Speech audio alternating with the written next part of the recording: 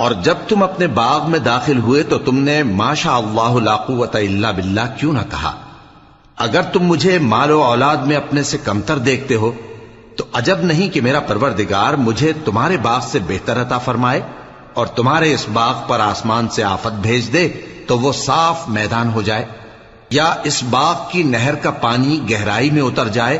تو پھر تم اسے تلاش نہ کر سکو، اور اس کے میووں کو عذاب نے آ گھیرا اور وہ اپنی چھتریوں پر گر کر رہ گیا، تو جو مال اس نے اس پر خرچ کیا تھا اس پر حسرت سے ہاتھ ملنے لگا اور کہنے لگا کہ کاش میں اپنے پروردگار کے ساتھ کسی کو شریک نہ بناتا۔ اس وقت اللہ کے سوا کوئی جماعت اس کی مددگار نہ ہوئی اور نہ وہ بدلہ لے سکا۔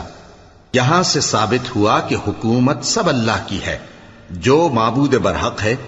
وہی بہترین ثواب عطا کرنے والا اور بہترین انجام لانے والا ہے، اور ان سے دنیا